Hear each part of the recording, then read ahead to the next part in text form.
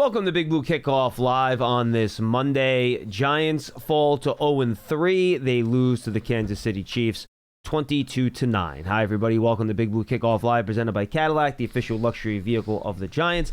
I am John Schmeelk. He is Paul Dottino. We are here in the Hackensack Meridian Health Podcast Studio. Keep getting better. And, Paul, I'll start here. We talked a ton about this game last week. We talked about it on the pregame show. And I think I said this 3 or 4 times on different shows. This was going to be a low-scoring, generally close game that was going to come down to which team made a couple of big plays to turn it into a victory. And the Giants simply did not make any of those types of plays. I mean, big plays, not many. The Chiefs and the Giants had opportunities, and they failed to. We'll get to those. And the Chiefs made enough of those big plays to get the ball into the end zone and kick a few field goals and come away with the win. So this to me comes down to the age-old thing, Paul. You're -2 in turnover ratio. You don't have success in the red zone. You have the opportunity to get some takeaways. You fail to do that. And you go up against a team that has Super Bowl pedigree, and you can't make those types of mistakes and have those types of shortcomings if you want to win the football game. You know, without getting too deep into the forest, I'll just say, generically speaking, you got a 6-6 game with the ball and in really good position to get some points. Now, of course, the fact that they lost their kicker, right before kickoff, or at least he was hurt, and as it turned out, Gano wound up kicking some field goal in the fourth just quarter. One, yeah. He did get one later on. But we know that Brian Daboll said the first fourth down they went for was because he didn't have a kicker. He did admit to that, and that cost them a possession. And Jamie Gillen did try an extra point, and he had it blocked. Right. And by the way, that was not the fault of the line. It was a low kick. Yeah. Then you also had, also you got to remember, Olszewski had a hold because Gillen was the normal holder. Correct. So that doesn't help either. Yes. Okay. I have seen them practice that at practice, though. They have worked on that, but yes, but correct. They're not the regular guys. You're right. All right. So, and then really what it comes down to, and I wonder this, and I didn't ask Russell Wilson this because I didn't get a chance to sit with him in the press conference. When he throws the airmail to the corner for Neighbors, and he underthrows the ball, and he gets intercepted. And to me, that's the whole turning point in the game, because the Chiefs not only wind up turning that with the help of a Giants penalty into points, which breaks the 6-6 tie, but they get the double dip because they get the ball to start the third quarter. They drive 74 yards. They score 10 unanswered points. A 6-6 game becomes 16-6 before the Giants touch the ball again. Right. So to me, that's the game right there. In a nutshell, that's the game. And why does that happen? Because the Giants don't make plays in that 6-minute stretch, and the Chiefs do. And the Giants make mistakes in that stretch, and the Chiefs don't. And that's the microcosm of why the Chiefs won the game. And I wonder, though, here's the question that I did not get a chance to ask Russell Wilson, and maybe you will second my opinion. Does he throw that ball? You might not. No, I'm laughing because I posited the same exact question to Bob Papa and Tiki Barber on the postgame before you came upstairs. I asked him the same exact thing. Did you? Yes, I did. Okay.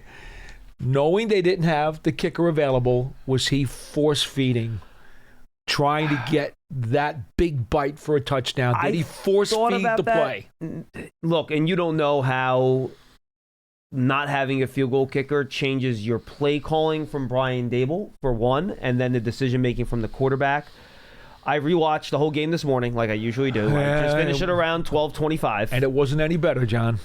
On that play, Russell Wilson's number one read is Wando Robinson on a deep route. He looks at that. And the problem you run into is that by the time he gets to Neighbors down the right sideline, it's too late. He's already deep into his route. And there's not enough room in the back of the end zone to put it over the top. Correct. Now, that doesn't excuse the underthrow. It still was not a good throw. He should have made a better throw. He really did not give Malik Neighbors much of a chance to catch that football. No. Has to be a better throw. But yeah, I don't know what his mindset is there. I don't.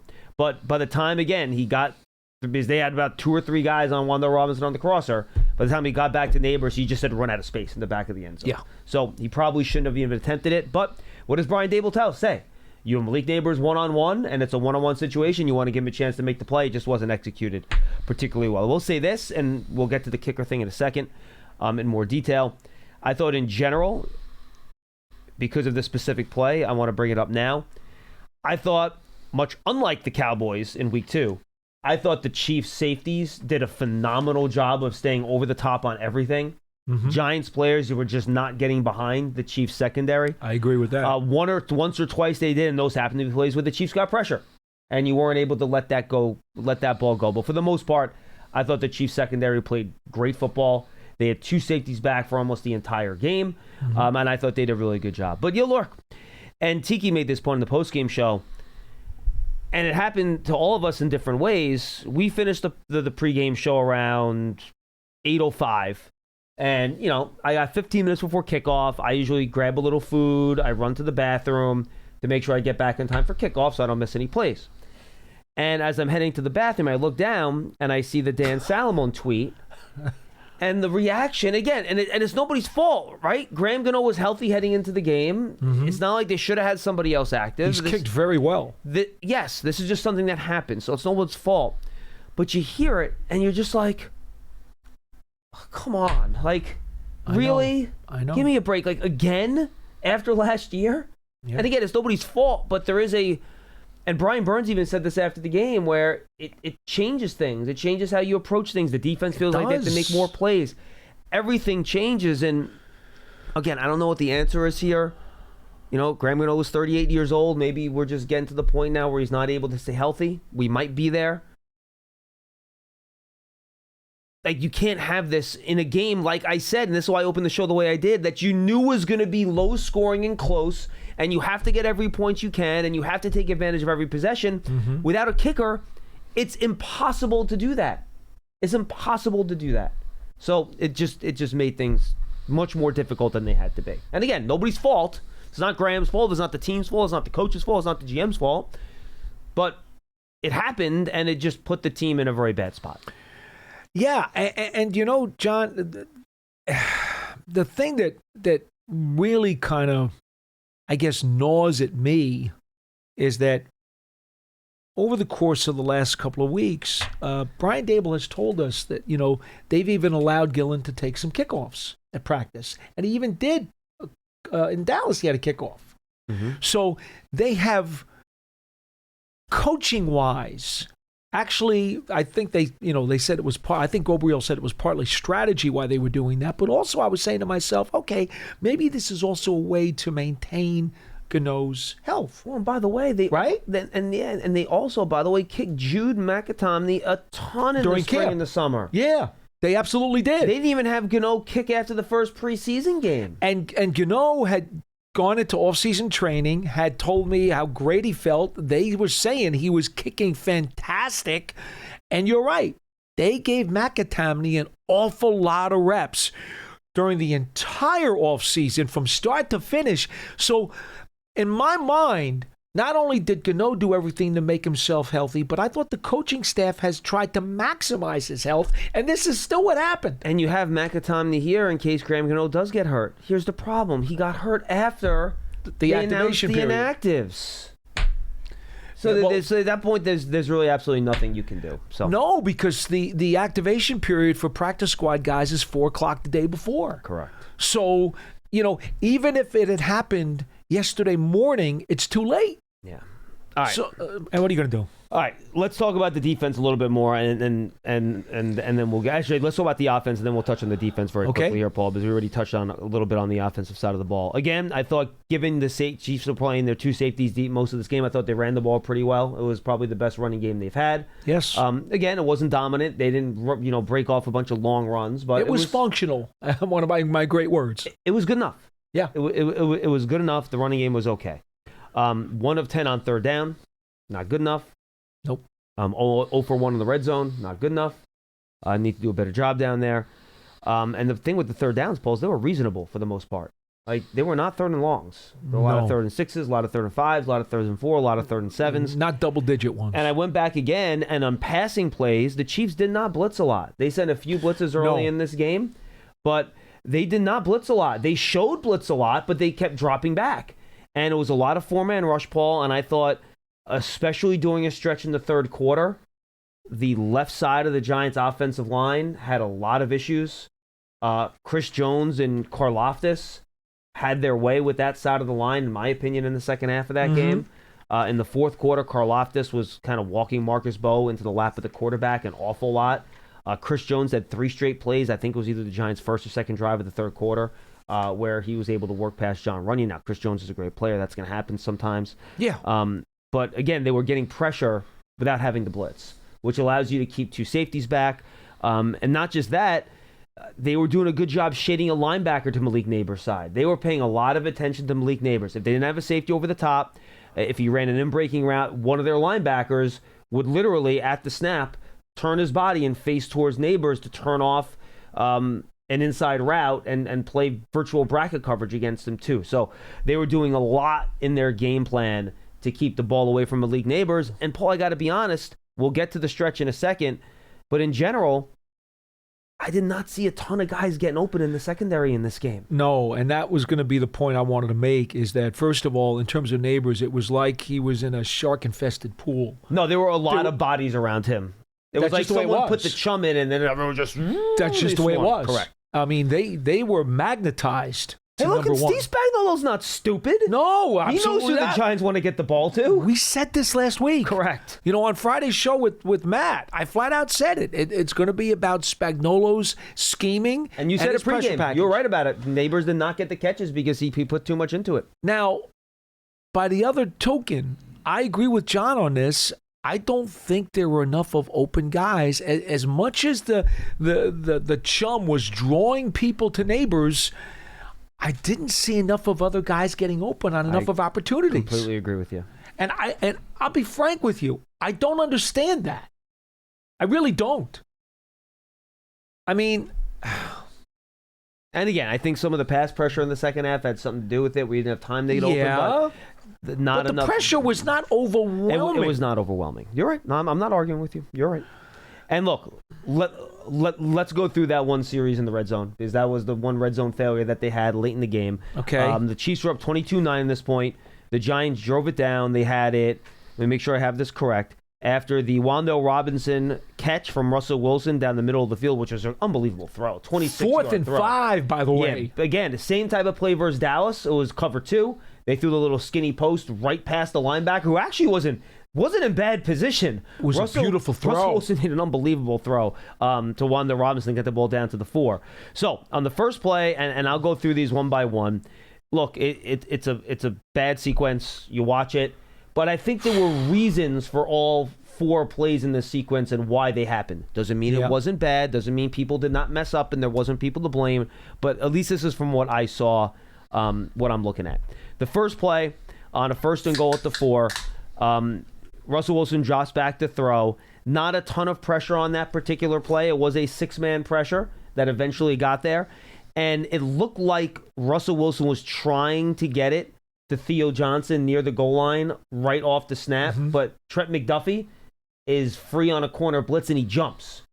And he kind of cuts off that passing lane a bit. I agree. And then Russell Wilson has to bring it back down. He tries to throw it again. He has to airmail it because, again, shorter quarterback, can't get it over the rush. He airmails it out of bounds. They call him for intentional grounding, which I happen to think was the correct call. Yeah. I understand the argument. It goes right over Johnson's head, but it was so high. Whatever, whether you like the call or not, that's why that happened, okay? It was disrupted. Correct. I give Kansas City credit for that play. Yes, and again, that was one of the blitzes they did have. It was a 6-man pressure, and McDuffie was unblocked on that, blitzing off at the slot. Next play. This was the Russell Wilson on a 2nd and 14 at the 14-yard line now, 2nd and goal at the 14. Right. The Russell Wilson quarterback draw. Right. We talked about it on the postgame show. I'm trying to word this properly, which is why I hesitated. Tiki Barber did not like the call on this play. I went back and I looked at it, and I've been texting back and forth with Tiki this morning about the play. Did you see the alignment from the Chiefs before they ran the quarterback draw? I was down on the goal line at that point. I could not look at the alignment as well as I would like. Okay. There was literally, between the 2 defensive tackles, about 6 yards. Nobody was there. The only linebacker was lined up over the left end, and the 2 safeties were lined up on the numbers To say there was a lot of room to run a quarterback draw would be the understatement of the century. Now, Tiki pointed out to me as we were texting back and forth, well, you know what? When guys are lined up that way, what are you trying to set up? You're trying to set up a twist, right? To get the end to come back towards the middle. Sure. And it looks like that's what it was supposed to be, which I honestly didn't notice it on first watch. Tiki pointed it out to me, which is why I talk to the pros. They see stuff that we don't. I'm serious. Guys, these guys see stuff on tape that we don't, which is why I asked them. And the problem on this play, Paul, is there's so much room. John Michael Schmitz tries to get to the second level to get the linebacker. He does fine. Chris Jones pushes Greg Van Roten right towards the middle. John Runyon gets pushed right towards the middle. Marcus Bowe gets pushed right towards the middle.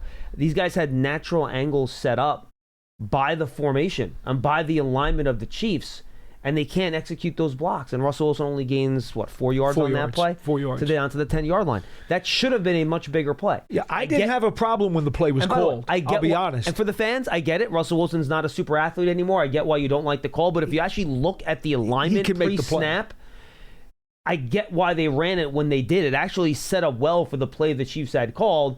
So did not get executed well. But again, if you don't want to run Russell Wilson on that spot because he's an older quarterback, he's not a huge athlete anymore, I get where you're coming from. But to me, you see where that defensive lineman was lined up, and I can even tweet out what it looked like pre-snap.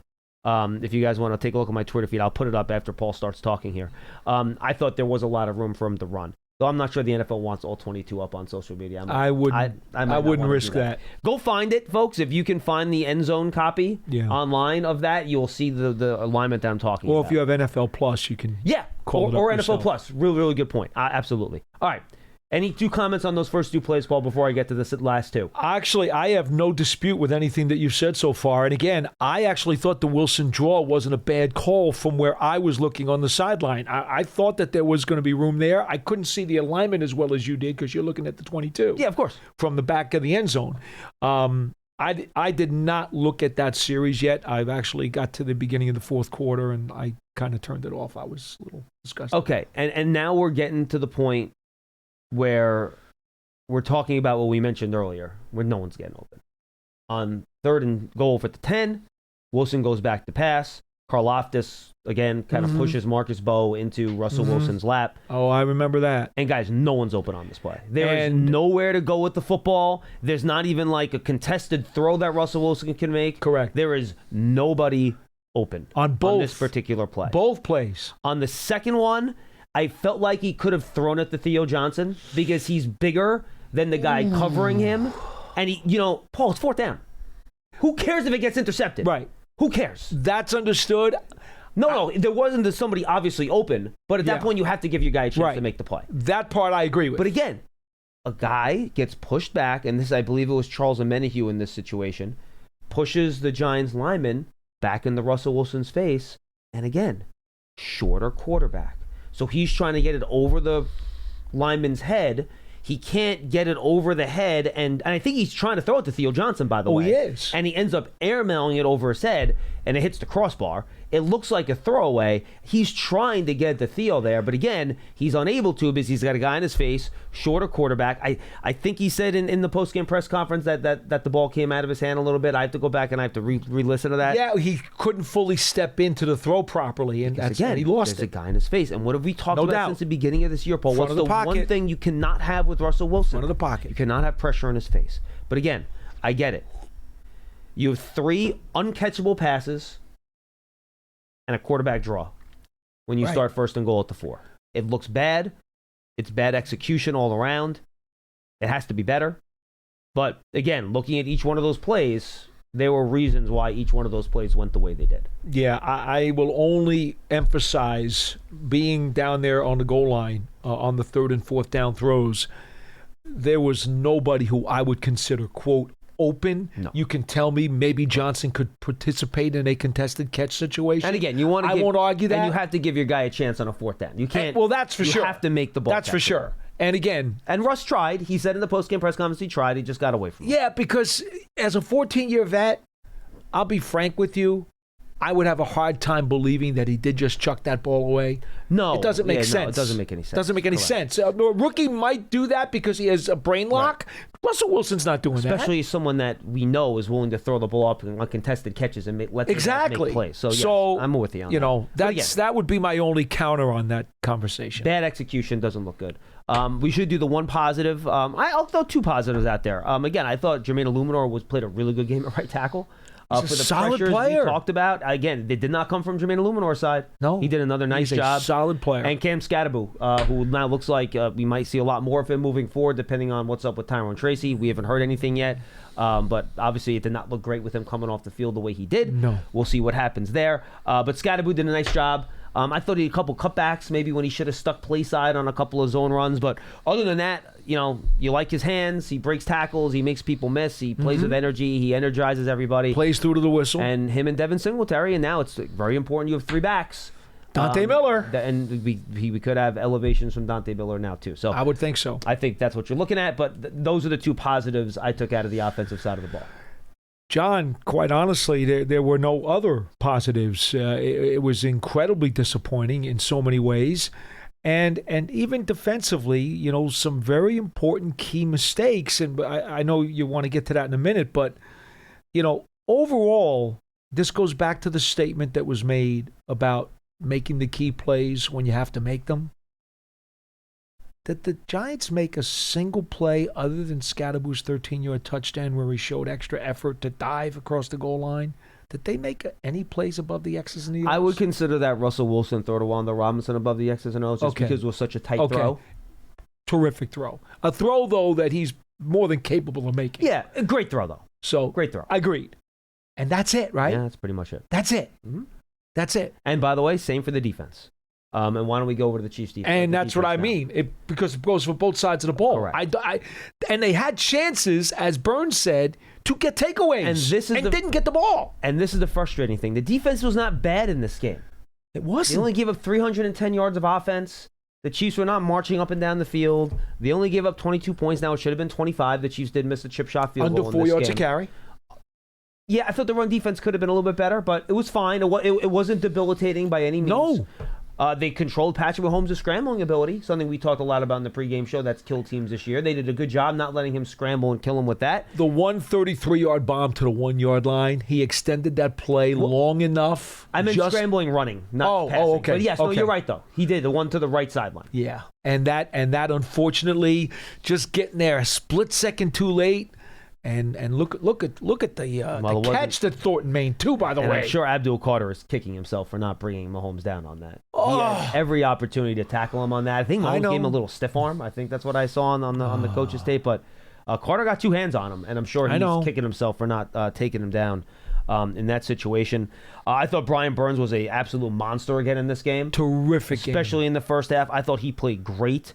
And especially after he went down. Yeah, he came right back. He was still in. Good. Came right back in, and he was hustling all over the field. I love this guy. But again, the two opportunities, and I shouldn't say that, 3 or 4 opportunities that I'll bring up here, Paul, is the Paulson Adebo dropped interception, which the Chiefs eventually score on that drive. So that's literally putting points on the board there. Yep. Where Adebo, by the way, and I don't know if it was his responsibility or a safety was supposed to be there, but the coverage allowed, I believe that was Tyquan Thornton, or is that Hollywood Brown? That might have been Hollywood Brown. I thought it was Brown. I think it was Hollywood Brown. Was wide open on the deep post. Like, no one was near him. And if Mahomes makes a better throw, that's a touchdown. Oh, I agree with that. And Adebo comes over, tries to make a play because Mahomes underthrows it. Should have picked the ball off, hit him in his hands. He can't do it. And he's so good with his hands, too. That's play number 1. Have you ever seen a quarterback like Patrick Mahomes throw 2 backwards passes into the ground before in the same game? No. Well, he did it. He did. And how many times did the Giants come up with those backward passes? 0. Bouncing? Correct. The first one was just bad luck on a bounce. He bounces it down. It hits Isaiah, I think it was Pacheco, right? Yeah. Right in the chest. He throws it down, goes right to an offensive lineman in his chest. Bad luck. Nothing you can do. It wasn't really an opportunity for the Giants to get to that ball, in my opinion. Not at all. But on the second one, there was. And Bobby Okereke needs to fall on it. Well, and again, this goes back to the field goal kicker thing. Is Bobby Okereke thinking, we don't have a field goal kicker, do I need to score a touchdown here? And by the way, I also want to tip my cap to Patrick Mahomes on that play. That is one of the best quarterback plays I have ever seen on a loose ball in my 45 years of being on this planet. He bolted after it. And he rips the ball out of his hands. Yeah. He didn't dive on it. Bobby has the ball in his hands. Not a Patrick very good Mahomes. Not a very good grip. Well, I think he was still probably gathering it as he picked it up off the ground. But Patrick Mahomes rips the ball away. I'd rather Bobby just fall on it. Yes. Ideally, I agree with you. Bobby also probably didn't think that Patrick Mahomes would be like Usain Bolt coming out of the offensive backfield. He probably didn't. To get after that ball. Probably didn't. So I do have to tip my cap to Mahomes. It was a great play. But yes, you got to make sure you come up with that ball. And that will give the Giants the ball inside the 10-yard line. Correct. Maybe you score a touchdown. The whole game is different. And when you have those types of opportunities, balls, to take the ball away from the other team, and you go 0 for 2, gotta get it. And if you want to count the first backwards pass, 0 for 3, gotta get it. And then later in the game, you had another chance at an interception with Paulson Adebo that he did not come up with. That one was a little bit tougher, in my opinion. But I'm not crying on that. Other people have said that. I just wanted to bring it up to make sure we're being. I thought that was a tougher one too. I happen to agree with you. I don't think that's necessarily totally fair. But look, again, the defense wasn't bad. But you missed those opportunities. The pass rush was good. The pass rush wasn't dominant, right? So you're just not getting quite enough from anyone out there. Again, I thought Burns was fantastic to make enough plays to come away with the win. And that's kind of what you're looking at. Again, we talked about it. Against a team like the Chiefs, every time they present you an opening, you need to seize it. And the Giants did not do that in this game. And that's what makes it so annoying for the Giants, because the Chiefs were a very beatable team last night. Yeah, they're vulnerable. Of course they were. That's it. Very simple. They were a very beatable team. And the Giants just did enough to squander opportunity after opportunity. And now this is where they sit. And, we'll hopefully find out. I guess, what is it? Dable's supposed to talk at around 2:30 today? Yes, and folks, I should bring that up, and Paul was going there, I'm sure. I know everyone's going to talk about who the quarterback's going to be. Brian Dable took the same tack that he did in Week 1. He's not going to make any decisions after the game. He talks at 2:30 today. It was 1:30 after Week 1, and Paul and I kind of waited to find out what the deal was. We're not going to do that this week since he's going on at 2:30. And I didn't want to get into that whole thing because we're going to have a whole week to talk about that. It'll be Lance and SciTech tomorrow. You can call them. You can talk about that, whatever decision gets made. If you want to call us today and ask us about it, we can talk about it today too. That's fine. I'm not going to turn your calls away. We're happy to have that conversation.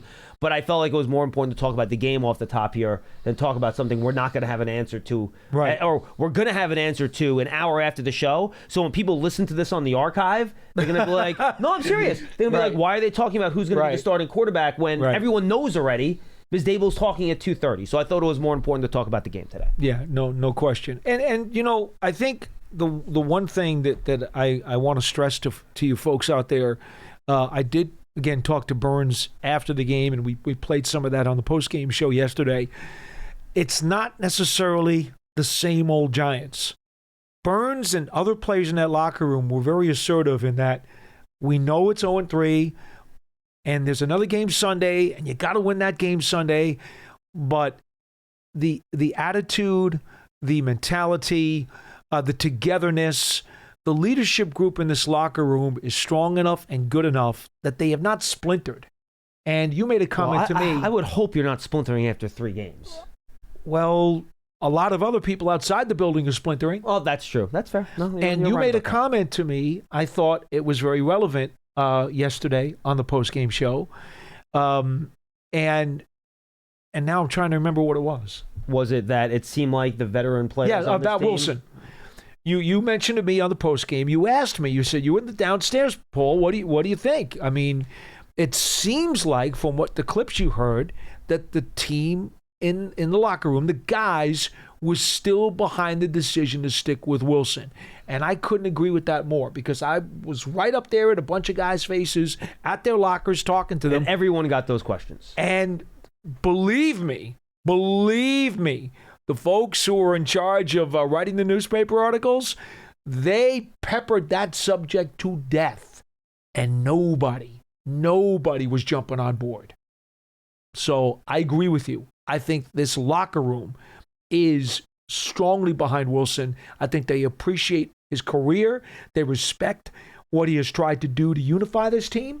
And I also believe that they admire his everlasting positivity to try to help drag things out of the mud. Now, again, eventually all this good stuff that you just talked about has to turn to wins at some point. Because at some point the rope breaks. Correct. And it has to turn to wins. So we'll see how that goes. And again, we'll know later on today who the quarterback's going to be in week number 4. If they make the change, I get it. And I've said this since the offseason, that we're not going to know when Jackson Dart is ready. The only people that are going to know when Jackson Dart is ready are Brian Dable, and that, to me, is what's going to, and Mike Kafka, and that group, Joe Shane. And that's what's going to guide this decision. And we don't know that. We're not in the meeting rooms. We're not out of practice. We don't know if he's, destroying the defense on the scout team. We don't know how any of that is going. Nobody has told us. Players don't answer those questions in the locker room. We don't have those answers for you. So we'll see what the Giants do. I understand the argument both ways, to be honest with you. I know I'm not going to deviate from what Paul and I talked about all summer. You have a plan to be patient. You should stick with that plan and be patient. I know it's hard. And we talked about how hard it was going to be if this was the situation in the summer. We literally talked about this exact situation and how hard it would become. Well, we're here. This is where we are. And we'll see what the Giants end up doing. And again, no one has a better feel for whether or not Jackson Dart's ready to go than Brian Dable, and he'll make that decision, and we'll see what happens. This was always one of the plausible scenarios, but one I think everybody was hoping to avoid. Yep. But here we are.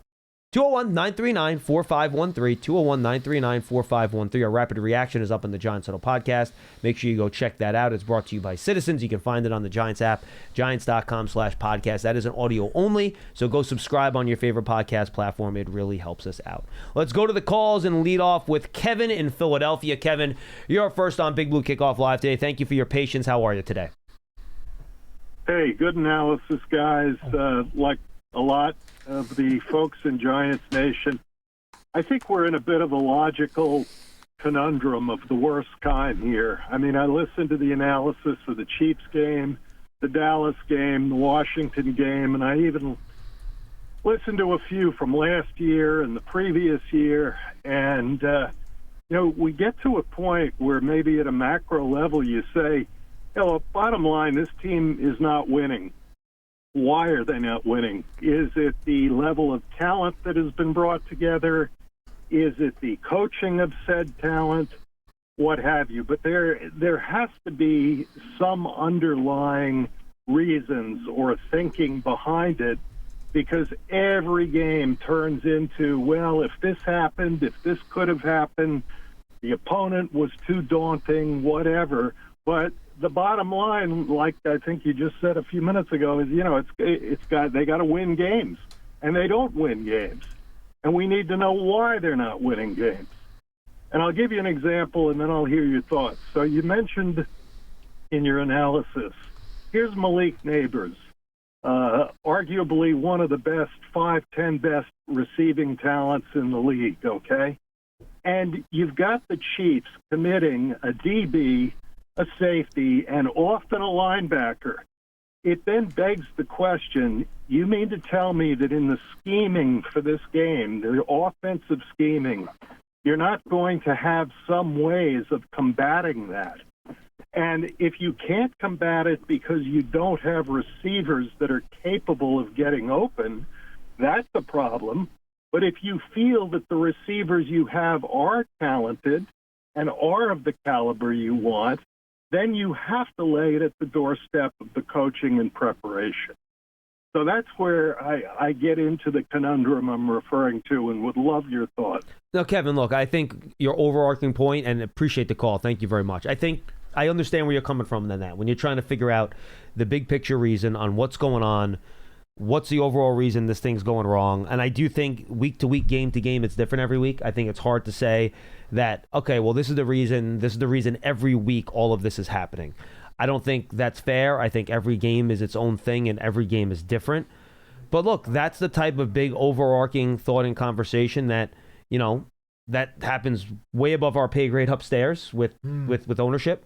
And I wish I had a better answer for you, because I do think there are players on this team that are good. But at the same time, I also know that Brian Dable's a good offensive coach. Like, you talk to people around the league, I've said this before, they all have a lot of respect for what Brian Dable does as an offensive coordinator. People keep trying to hire Mike Kafka to run their offenses. He keeps getting interviews. So the league has respect for what he's done. Why hasn't it exactly come together? I wish I could put my finger on it for you and say, well, this is it. If you fix that, everything's going to be okay. I don't, Kevin, it's a fair question, and I get where you're coming from. I just don't have that answer for you. You know, one of the other things that Burns said yesterday after the game is that the Giants have not really played complementary football. The game flow has basically been very jagged and ragged because every time you think that they've got a good offensive series, something sabotages it, and usually it's one of their own misfortunes. And then maybe if they get a couple of good defensive series and you think it's going to be okay, well, then all of a sudden something goes wrong on defense. It's a litany of things that just continue to be peppered throughout the games. You're right, John. I wish it was just one thing all the time. If there is one common denominator, kind of through the first 3 games, too many missed tackles. I still think there were a few last night that I would like to have had back. Yeah, and again, if I were tackling them. And I would say this, generally speaking, a lack of execution. Guys not making enough plays and doing what they're supposed to do on any given play. But again, then you can make the argument, well, why are they not executing well? Is it because they're not being in a good position? Are they not good enough to execute well? That gets back to Kevin's question, too, and I don't have that answer. No. I think, after 3 games, too, I know nobody wants to hear this, but it is a small sample size. And before you start to make very big, broad brush, huge decisions about what needs to stay, what needs to go, what do you want to change, you got to go through more than 3 games. I mean, this is almost like a bite of a cookie. I mean, 3 games is... Look, in fairness, in 4 games, Paul, you're a quarter of the way through the season. I know. I mean... Gets late fast. It does. We knew it was going to be a struggle. Folks, the schedule was difficult. This was not a secret. This is why you had to win the Dallas game last week. Yeah. This is why you had to win that Dallas game. How different would you feel right now if you were 1-2? You know what I mean? Right. And I think the other thing you worry about now, too, is that you see what the Bears just did to that Cowboys defense. And you wonder, well, what that offense explosion last week? Was it your offense was really good, or were you just facing maybe the worst defense in the National Football League? Has to be consideration. That's a question, too, right? So all things to consider moving forward here. Let's get back to your calls at 201-939-4513. Let's go to Michael in Mount Laurel. Michael, what's going on, man? Hey, how's it going, guys? We're good, Mike. I'm feeling kind of how Kevin just went through, and he basically kind of said the macro environment thing. The biggest thing overall is the last decade. We're 0-3 again. It's the same thing over and over and over. The lack of preparedness, a lack of execution, some holes in the talent on the roster, not building the roster correctly, not fixing the O-line finally, maybe not bringing in the correct pieces. Overall, for the last 10-plus years, we can nitpick different positive things, we can say different excuses, we can do the week-in, week-out thing, but at the end of the day, we're not winning games. It's all attributed to, at least in my opinion, from the macro standpoint, and you guys mentioned it, what's the one common denominator? The one common denominator is that this team, from an ownership perspective, has not changed or deviated in the last 10 to 15 years. We have to stop doing the same thing over and over again because that's the definition of insanity. We need to bring in third party ownership, operations, think about the way the team is built top-down different. It's not to say anything is a one-week thing. Overall, it's the same conversations every week. No, Michael, look. Michael, by the way, on the field, I have no argument with you. You're absolutely right. We've had these same conversations going back to 2013. I'll make that. I think it's fair to say that, right? Now, there's different pieces, different people in different chairs, different people doing different things. But no argument. The problems on the field, and look, they change year to year, game to game, largely. But I get where you're coming from, and you're not wrong. The product on the field has not been good enough. There's no argument for me at all. But I will say this. You say the consistency has been upstairs. But I will put this to you. When the Giants hired Joe Schoen as their general manager, and look, you want to argue that they tried to keep continuity going from Jerry Reese to Dave Gettleman because Dave had been here previously. I can hear that argument. That's fine. I get that. And do you want to make the argument? Cool. I'm not going to fight you on that one. But they literally said, Joe, do whatever you want. That is what the Mara and Tisch family said to Joe Schoen. He completely redid the front office, brought almost an entirely new scouting staff, A couple of the pro guys stayed. There are some new pro guys as well. They promoted some guys from within. Technology investment, John. There's a lot of new people working on the analytics side of things. They've made a lot of changes, Mike, up there, and they allowed Joe Shane to build this the way he wanted, and they've given him the freedom to do that. I mean, we usually all saw on Hard Knocks that John Mara would have really liked Saquon Barkley back in this building. Joe Shane didn't think it was the right move. He said, all right, go do it. You're the GM. I'm giving you the ability to do this. So Joe Shane has had a very different approach than what Dave Gettleman had. It has been very different. He's brought on a lot of different people upstairs. So to me, there has not been a ton of continuity in that way going from Dave Gettleman to Joe Shane. There has been a lot of changes there. John Mara let Joe Shane implement the changes, the strategy, and the policies that he wanted to put in, putting this organization and building it from the ground up. And he's allowed him to do that. Now, again, the results look similar. And I understand why that's really frustrating. And I'm not arguing with you on that. You're absolutely right about it.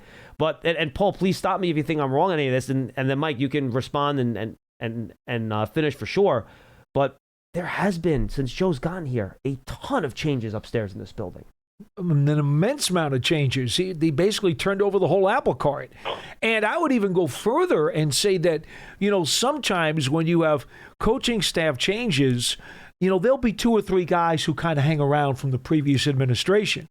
But if you look at the staffs over the last several years, how many of the guys on the staffs had previous connections to the Giants?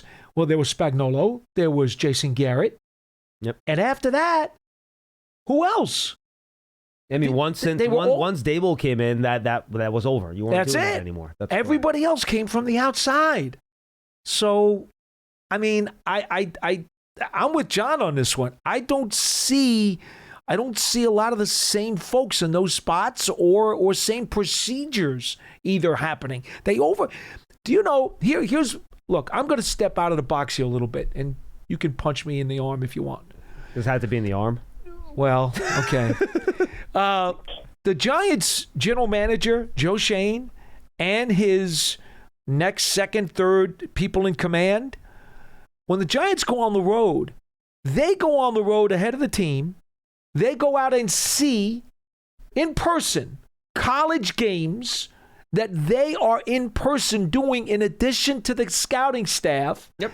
Then they hustle to the Giants road game and meet the team at the road stadium after sometimes each of the guys in Joe's inner circle have gone to see a Saturday afternoon college game followed by a Saturday night college game, then taking a red eye or driving if they have to get to the Giants road game. And by the way, in week 1, they did Friday night, Saturday afternoon, and Saturday night. Yes. They did 3 games. That's correct. So please understand one thing.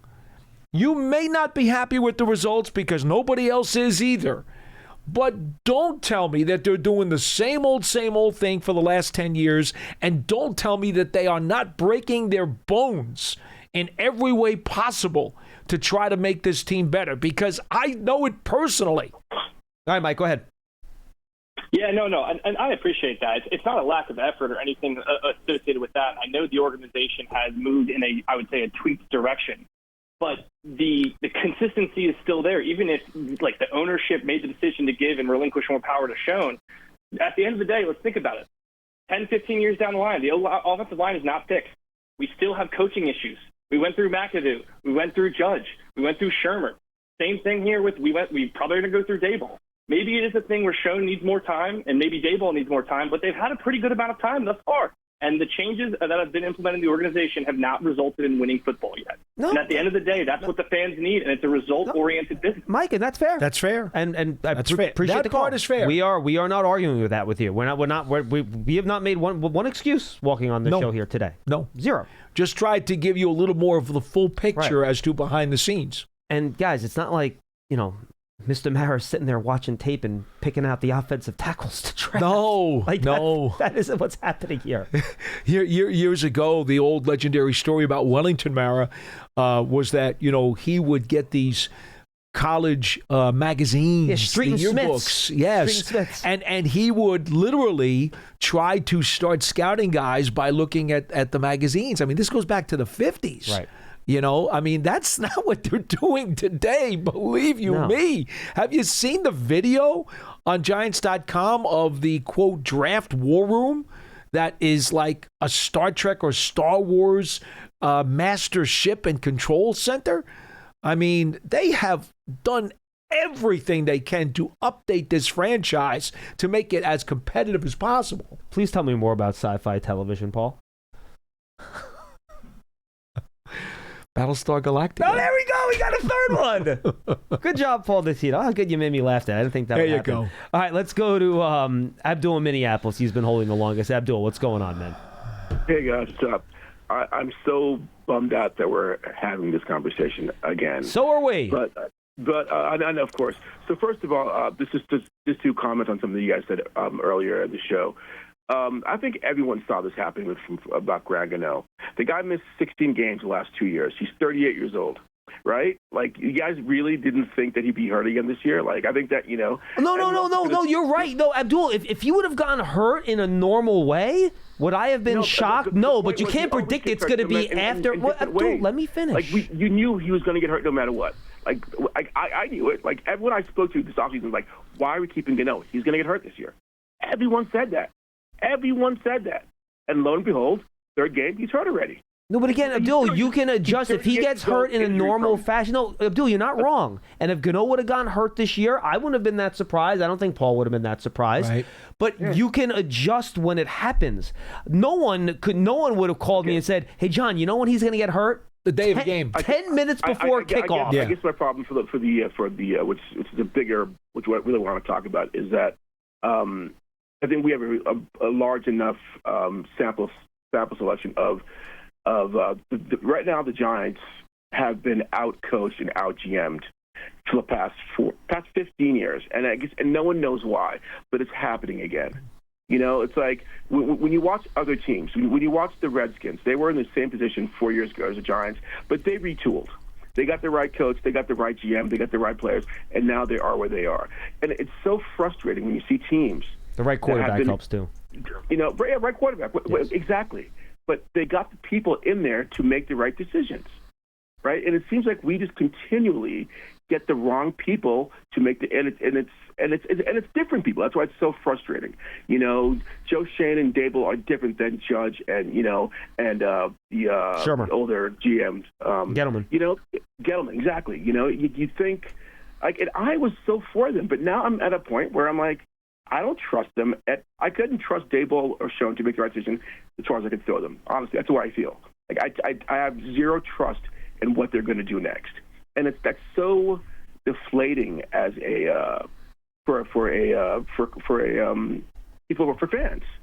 Abdul, I understand. We're not even in October, and we're like, it's over. Abdul, Again. look, I understand why you would feel that way. And 0-3, You know? I can't. Nothing I can say is going to convince you to think otherwise because the results are what they are. I'm not looking for answers. Oh no, I know that. I know you're not. No, vent, please, vent. It's okay. I got you. I understand. Yeah. You know, and so people are like, should we start Dart? I have zero. Like whatever they do, I think they'll make the wrong decision. Like, honestly, either they started, but I think it's the wrong decision. Like, you know, and it's like it's so frustrating. Boy. To have that feeling, you know, because I was really the one thing I called earlier in August. I said the one thing that's going to possibly derail the season would be the defensive coordinator and the lack of run defense. And so far, you know, the defense wasn't the problem last game. I can tell you that. But now it's like, cause I thought Dable would figure it out with Russell Wilson and Neighbors, and you know, but it's like you're looking at this offense. So the teams that played Kansas City the last two games were moving the ball on them, you know, in the air. Suddenly we can't figure out how to like pass with two deep safeties. Like we don't know how to figure that out. That wasn't some kind of like weird, like, you know, eccentric game plan, but from Kansas City, it was a two deep safety. They couldn't figure out a way to scheme that, and that's why it's so frustrating when you see that next week we'll see Kansas City get killed by another team, and be like, why couldn't we do that? Honestly, I'm not sure we're going to see Kansas City get killed. I don't think their defense is. You know what I mean? Yeah, no, I understand what you're saying. I get you. You know, so anyway, so I don't know. I'm not really looking for answers. At this point, I'm just thoroughly disappointed that it's not even October, and I'm thinking about next year already. And it's just, I get it. I wish I wasn't here. Anyway, I get it, man. I hope they turn it around. At this point, I think they should put in Dart. And hopefully that will open up the middle of the field, and he's a little taller. It might give them more of an option. It might give them, something that Russell doesn't have. But I'm also afraid that, as you said, the locker room still really respects Russell Wilson. And I don't want Dable to lose the locker room, with that move. So it's kind of, once again, it's a tough situation to be in, and I really wish we weren't there. But, thanks, Abdul. Appreciate the call, my friend. And by the way, the Chiefs are 10th in the league, allowing 183 passing yards per game. Now, some of that got shifted a little bit by what happened this week, but Jalen Hurts did not throw for a lot of yards against the Chiefs last week. No, he did not. I mean, to say their pass defense has been bad this year, I don't think is accurate. Just from my perspective. No, I concur with that. I think the one thing that I will push back a little bit on. We don't know exactly what those routes were when we said earlier on that one drive in the fourth quarter when we saw guys covered in the end zone. And there was nowhere for Wilson to really go with the ball to find an open receiver. I mean, it's easy for anyone to say, well, why didn't they scheme them open? Well, how do you know they didn't have some good plays called and the guys just didn't get open? I mean, it is incumbent upon a player to do what he's got to do to break free from his guy, isn't it? Yeah. No, look, and Brian Dable said it after the game. When you score 9 points offensively, that's on everybody. That's on the player. That's on the coaches. It is. And no one escapes blame for that. So 201-939-4513. Let's go to Coach Kevin out in Arizona. Coach, what's going on? Hey guys, how you doing? Doing all right, Coach. Not a happy day. Coach, we actually spoke last week, and it turns out the Chiefs did not blitz a lot. So our little game plan of screens and traps would not have worked out very well as it went. No. It just goes to show you, we don't know everything we should know. That's true. I did want to say that I after last night, I think I'm officially coming out of retirement, and I'm going to offer my services to help script situational play calling when you're on the goal line or in the red zone, where you don't empty the backfield. You're gashing them with the run game with Scadaboo and the other backs, and you go and you're on the 4-yard line, 3 minutes left in the game, and you go empty backfield, and you're gashing them in the run game. They were moving the ball on the ground. I mean, there was a couple bad reads by Scadaboo. Yeah, there were a couple. We're on the 4-yard line, and you're spreading the offense, and you have Scadaboo out in a trips to the right side. I mean, come on. This is situational football that you have to know, Mr. Kafka. Well, I will yield to Paul Dottino here because I know he wants to run the ball inside the 10. So I will let him, I think, agree with you on this one. I'm a big proponent of the power running game, obviously. They were empty backfield. John, I know. They were empty backfield. They were empty backfield the entire series. The 4 plays. Yeah, Coach. It was empty. There was Coach, no running back. Look, I understand those people who believe in that philosophy. This is one of those agree to disagree things, right? I'm a power run game guy. And by the way, Coach, just so you're aware, and I just went and I double checked it. The 1st and goal at the 4 on the intentional grounding. Singletary was in the backfield next to Russell Wilson on that particular play. The other ones were empty, if I recall properly, but the 1st and goal at the 4, Singletary was in the backfield, just to make sure we have that straight. No, I am a big proponent of powering the ball and muscling the ball in. But the theory behind, and you know this, the theory behind going empty backfield is to, quote, spread everything out so that you get all those defenders out sideline to sideline and allows you more room to do what you're going to do. I'm not sure, by the way, did you see the next-gen stat coming into this game, how the Giants had run spread more than any other team in the NFL this year? I had not seen that. Yes, so... Lovely. You're welcome. No, and you know, but you know what, my man, Kevin, here's the thing. For me, I would not only load up in the power run game when you get down that close to the end zone, but I'd bring in a jumbo package, and I'm going to load up with 2 or 3 tight ends. I'm going to bring in an extra offensive lineman, and I'm going to smash mouth the ball in. Now here's the thing. But that's just me. I do wonder, and Kevin, Kevin, hold on. That's what everybody should do, Paul. You're right. Kevin, real quick. Kevin, 1 second. Kevin, 1 second. I want to ask both of you guys this question. You'll have plenty of time to finish. Don't worry. Do you think? Okay. Down 22-9, first and goal at the 4 with 3:12 to go.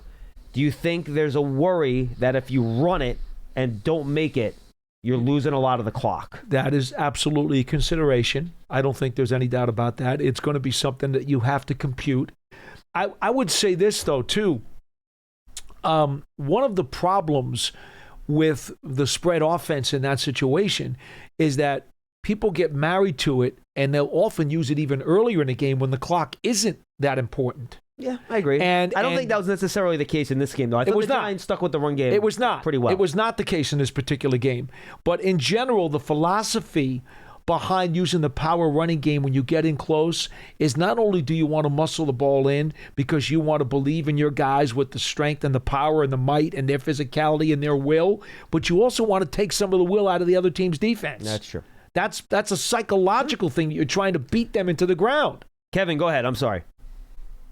Well, I have to agree with Paul on that. And like I said, we're talking the 4-yard line here. We're talking the 4. If it was like the 7, the 8, the 10, maybe there's some room there to maneuver with the spread offense. You got a little bit more space. You don't have any space when you're on the 4-yard line. So I go with the power and get them in there. Look, we are moving the ball. We were moving the ball. What we run for 170, 180 yards. What was the stats on that, John? We moved I think it was the ball. 130, right? I got it. Let me check. Rushing? Giants had 130 rushing yards, 4.8 yards per carry. Now, Kevin, I would add one caveat, and you and I are not going to like this particularly, but we have to admit the Giants' interior offensive line has not exactly blown people off the line of scrimmage. True, but I'll tell you what, when they took out the left tackle and brought in Bo, I thought that was a mistake too early in the game. I know they had him scripted for 25 plays, but he was fine, and they were moving. Off the left side. There were some big holes. Yeah, but the medical staff had put a limit on him. Thanks for the call, Kevin. We got to run. I appreciate it, man. Thomas told us after the game. We really didn't get a chance to say that on this program. We talked about it in the postgame. Yeah. Thomas was given a medical limit by the training staff. They were like, okay, you can get out there, you can start, you can play, but when you hit your limit of plays, you're coming out. And everybody understood what that was going to mean. And if it was going to be in the first half, it was going to be in the second half, whenever it was going to be, he was coming out when he got to his finish line. They were not going to push him any further. Man, he did not look happy about it on the sideline either, by the way. I don't think. I mean, he understood it and he accepted it. Obviously, he talked after the game, right? But I'm sure he did not want to come. But I don't think this was an option. This wasn't like we're gonna talk to you. Oh no, there was no option. And if you feel better, we're gonna give you more. That was the deal. It really sounded like it was set in stone. It was a finite, which is a shame because he played really well for the I know, but it was a finite number based on the medical staff's opinion of what was going to happen. And there was no consultation. There was no debate. There was no second guess. He's going to play these number of snaps. Hopefully he won't do anything that's going to make himself more injured or hurt. And we're going to get him out. Yeah, and look, I think we're also seeing, for the bigger sample size now, that Bo still has some work to do. You know, he's not exactly where he needs to be yet. He had some issues. Again, we talked about what was his issue going to be this year, Paul, as a rookie. It was going to be dealing with power. Yep. And what does George Karlaftis do best? Yeah, he does that. He plays with power. And I think you saw, especially in the second half, some issues there with him getting pushed into the quarterback's lap. People wanted that. You can look at the PFF grade if you want. I know some people like it, some people don't, whatever. But in the second half, especially late in those goal line situations we were just talking about, there was some issues with getting pressure off of that left side. I do like enough of what I've seen from him in this small sample size early to believe he's a legit prospect. Oh, 100% agree. I'm with you. When you have those types of feet, he's got pretty good hands too. I'm with you 100%. I think he's going to be a really good player. But I know people are like, well, when Thomas gets back, do you prove him the right tackle, then or a guard, and do you do all these other conglomerations to try to make sure you can get everybody on the field? I'm not there right now. I'm not there. No. All right, final thoughts, Paul, before we say goodbye here.